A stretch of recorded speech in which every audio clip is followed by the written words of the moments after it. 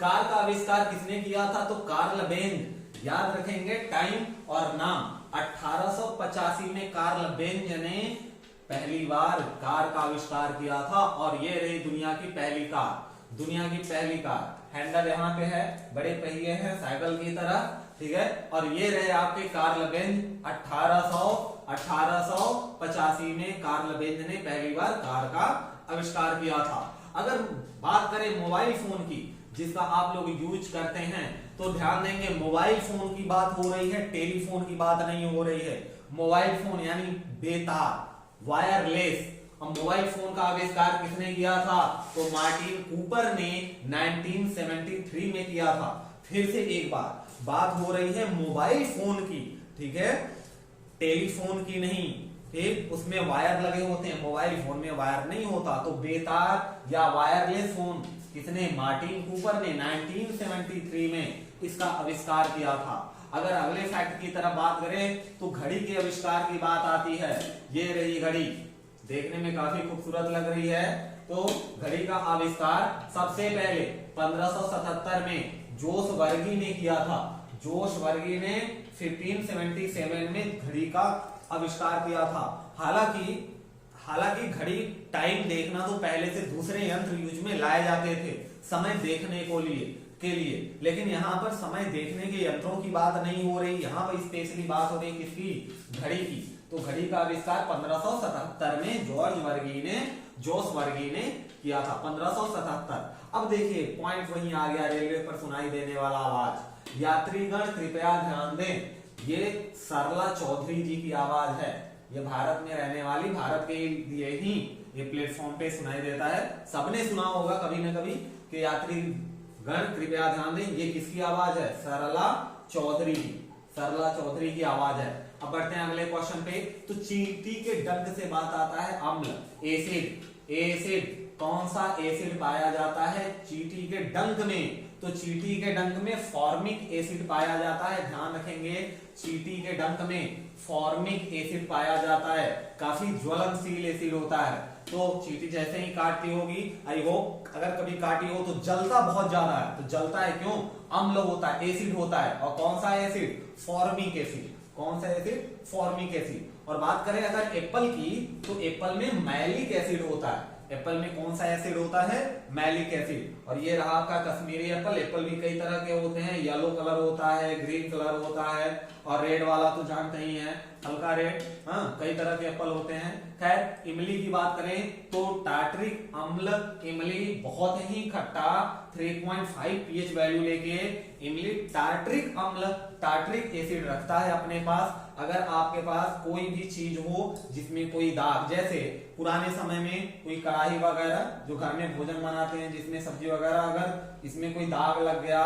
कोई धब्बा लग गया या जंग बैठ गया, कुछ भी हो गया, तो इमली के पानी को घोल दिया जाता था रात भर। या ऐसे समझ लीजिए पानी में, इसमें पानी भर दिया और इमली का रस या इमली को इसमें छोड़ दिया गया रात भर खुलने से, तो इसमें एसिड इतना कड़वा होता है, इतना खतरनाक, कि इसको काट देता है। जितने भी जंग होते हैं उनको काट देता है। कौन सी एसिड होती है, टार्ट्रिक एसिड होती है। ये एग्जाम में आता है, नहीं भी आता है तो आप कभी इमली खा रहे हो, 4 दोस्तों के साथ बैठे हो, और आप जब अपना ये पॉइंट रखेंगे कि एसिड, तब बात होगी कि हाँ आप पढ़ते हैं, आपको पता है, पढ़े हैं और पता है, दोनों में अंतर है। दही तो बहुत खाया है, बैक्टीरिया, दही में अम्ल कौन सा पाया जाता है, तो लैक्टिक अम्ल दही में पाया जाता है। ध्यान देंगे कौन सा अम्ल पाया जाता है, इसका पीएच वैल्यू लगभग 5 पॉइंट समथिंग होता है, और लैक्टिक एसिड दही में पाया जाता है। और दही आपको पता है बैक्टीरिया की वजह से ही जमता है।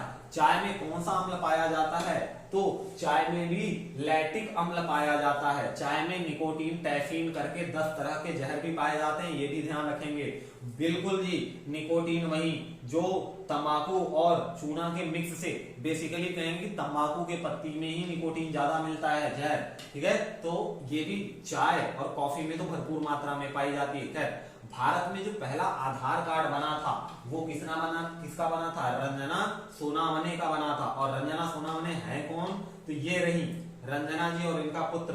तो रंजना जी का सोनावने का आधार कार्ड, सबसे पहला भारत में आधार कार्ड इन्हीं का बना था। और देख पा रहे हैं आप कि फोटो कितनी क्लीन आई है, अब के आधार कार्ड की बात करें तो फोटो की तो बैंड बजी हुई है। हाँ खैर, धरती का जो सबसे ठंडा प्रदेश है, धरती का जो सबसे ठंडा प्रदेश है उसका टेम्परेचर कितना है, माइनस में 93.2 डिग्री सेल्सियस माइनस में चला गया है, लगभग 100 यानी 94 लगभग कह सकते हैं, 93.2 93 माइनस में गया। और ये है कहां पे भाई, तो अंटार्कटिका।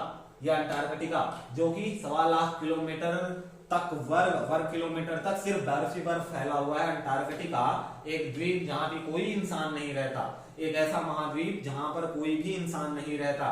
उसमें वहां का टेम्परेचर कितना तक पहुंच जाता है, माइनस 93.2 डिग्री सेल्सियस तक। और ये देख पा रहे होंगे आप पेंगुइन वगैरह जो कि बर्फ वाले क्षेत्र में रहते हैं। ठीक है, विश्व में ऐसी कौन सी चिड़िया है जिसके पंख विश्व में ऐसी कौन सी चिड़िया के पंख 9 रंग के होते हैं और कहां पाई जाती है। एक ऐसी चिड़िया, ये देखिए है वो चिड़िया, देखते हैं इसके जो पंख हैं वो कितने रंग के हैं भाई, 9 रंग के। पंख कितने रंग के हैं, 9 रंग के। तो इस चिड़िया का नाम है पिट्टा चिड़िया। इस चिड़िया का क्या नाम है, पिट्टा चिड़िया, और ये ऑस्ट्रेलिया में पाई जाती है। उम्मीद करते हैं कि अगर इसको घर वगैरह में रख दिया जाए तो खूबसूरती बढ़ जाएगी। तो आपके मन में कहीं ना कहीं बात आया होगा, बिल्कुल पिंजड़े में नहीं रखेंगे, इनके लिए स्वतंत्र जगह बना के रखेंगे। ठीक है, पिंजड़े में नहीं। छिपकली का दिल 1 मिनट में 1000 बार धड़कता है, बहुत सही। और इंसान का कितना बार धड़कता है भाई, लगभग 72 बार धड़कता है। छिपकली का दिल एक दिन में कितनी बार, 1000 बार। और छिपकली किस प्रजाति की है, तो डायनासोर प्रजाति छिपकली की ही थी, छिपकली की ही डायनासोर प्रजाति है। ठीक, अगला अपना फैक्ट है कि कौन सा प्राणी है जो नर होते हुए भी बच्चों को जन्म देता है। तो आपने देखा होगा और पहचान पा रहे होंगे, समुद्री घोड़ा पहचान पा रहे हैं शायद, समुद्री घोड़ा। तो समुद्री घोड़ा, ये देखिए समुद्र के अंदर की एक फैक्ट कि समुद्री घोड़ा नर होते हुए भी बच्चे को जन्म देता है। और आपके महान साइंटिस्ट न्यूटन ने बोला है कि हमने दुनिया से अभी उतने ही ज्ञान या शोध कर पाए हैं कि समुद्र में से 2-4 सीप निकाले हैं। मोती तो अभी पड़े हुए हैं और सीप भी 2-4 करोड़ों अरबों की संख्या में ज्ञान पड़े। खैर, अपना क्वेश्चन अगला, ये क्या फैक्ट आ गया कि नर से मादा बन सकता है। ये देखिए, ये पहचान है ऑक्टोपस को। अब समुद्र के अंदर का रहस्य, पहला समुद्री घोड़ा जो नर होते हुए भी बच्चा दे सकता है, समुद्री घोड़ा। दूसरा समुद्र के अंदर का राज क्या कि ऑक्टोपस एक ऐसा जीव है जो नर से मादा बन सकता है। ऑक्टोपस एक ऐसा जीव है जो अपने आप नर से मादा बन सकता है। और बर्मी कल्चर, केचुआ पालने का जो कल्चर, केचुआ की खेती कहलाती है बर्मी कल्चर। जैसे खेती करना कहलाता है एग्रीकल्चर, ठीक है, फसलों का, क्रॉप का प्रोडक्शन कहलाता है एग्रीकल्चर, वैसे ही केचुए का प्रोडक्शन कहलाता है वर्मी कल्चर। और हम लोगों ने सुपर 60 के सीरीज में इसको देखा भी था। खैर, समुद्र जीवी, देखिए अब कल्चर की बात हो रही तो 1-2 पॉइंट कल्चर पे देख लेते हैं। तो समुद्र में ये देख रहे हैं समुद्री जीव को यहाँ पे पालन किया जाता है, जैसे मछली पालन किया जाता है, बच्चों को पाला जाता है उनके, फिर बच्चों को बाद में बेच के जो मछली पालने वाले हैं मछली के बच्चे खरीदते हैं, तो बच्चों को ऐसे ही इकट्ठा करके पाला जाता है। तो समुद्री जीवों को पालने का जो कल्चर है या उनकी जो खेती की जाती है उसको मैरी कल्चर कहते हैं। ठीक है, समुद्री जीव के पालन का जो कल्चर है वो क्या कहलाता है, मैरी कल्चर। और बागवानी का तो ऑब्वियसली पता ही होगा आपको, हार्डी कल्चर। हार्डी कल्चर क्या कहलाता है, बागवानी। घर के आगे पीछे अगल बगल में जो फुलवारी होती है बागवानी कहते हैं इसको। बगीचे की बात नहीं, देखिए भाई बगीचा अलग है, बागवानी है ये, बागवानी बगीचे में बड़े बड़े पेड़ होते हैं, बागवानी फुलवारी। ठीक है, अगर रेशम उत्पादन की बात करें तो सेरीकल्चर, हार्टिकल्चर था आपका बागवानी और सेरीकल्चर है आपका रेशम। और आपको पता है कि रेशम उत्पादन में रेशम के कीटों का इस्तेमाल किया जाता है। इन कीटों से निकलने वाले लार्वा का ही हम रेशम के धागे बनाते हैं, उन्हीं का हम प्रयोग करते हैं। तो सेरीकल्चर कहलाता है इनका उत्पादन। और मत्स्य उत्पादन तो पीसी कल्चर मत्स्य उत्पादन के लिए, ये देखिए डैम बने हुए, छोटे छोटे पार्ट बने हुए हैं, मछलियां आई हैं पकड़ के। ठीक, तो पीसी कल्चर मत्स्य उत्पादन क्या है, पीसी कल्चर। आगे बढ़ते हैं, और अगला पॉइंट है अपना अंगूर की खेती से। तो बहुत शानदार क्वेश्चन कि बीटी कल्चर, अंगूर की खेती, अंगूर का पानी बहुत अच्छा, कितना शानदार दिख रहा है, काला हरा लाल अंगूर, बीटी कल्चर। ध्यान रखेंगे कौन सा कल्चर, बीटी कल्चर कहलाता है अंगूर की खेती, बीटी कल्चर। अगर फूलों की बात करें तो फूलों की खेती को फ्लोरीकल्चर कहते हैं, फ्लोरीकल्चर, फ्लावर की खेती को फ्लोरीकल्चर कहा जाता है, फ्लावर की खेती को फ्लोरीकल्चर कहा जाता है। ठीक है, तो ये था अपना आज का फैक्ट। और यहाँ तो एक पॉइंट और है कि दुनिया का सबसे ऊंचा टेनिस कोर्ट, टेनिस कोर्ट जानते हैं जहां पर टेनिस खेला जाता है उस जगह को कोर्ट कहते हैं। जैसे कि जहां बॉक्सिंग होती है उस जगह को क्या कहते हैं, रिंग कहते हैं। जहां क्रिकेट होता है उस जगह को पिच कहते हैं। वैसे ही टेनिस जहां खेला जाता है उसे हम कोर्ट कहते हैं, जो कि जमीन से 650 फीट ऊंचा है। और ये है कहां पर, तो बुर्ज अल अरब, दुनिया का सबसे ऊंचा टेबल कोर्ट बुर्ज अल अरब होटल के ऊपर है, जो कि जमीन से 360 फीट की ऊंचाई पर है। और ये रहा इसका फोटो, ये रहा आपका क्लब, ये रहा बुर्ज खलीफा नहीं, बुर्ज अल अरब। और इसके ऊपर टॉप पर यहाँ पर बना हुआ ये दिख रहा है ना छोटा सा, ये छोटा सा पॉइंट दिख रही है। और यही पॉइंट इतना बड़ा टेनिस कोर्ट है, टेनिस खेला जाता है इस पे। तो समझिए कि इसकी चौड़ाई लंबाई कितनी होगी, हाँ होटल की है। अपना अगला पॉइंट ये है कि चंद्रमा पर पानी की खोज सबसे पहले किसने की थी, भारत ने की थी।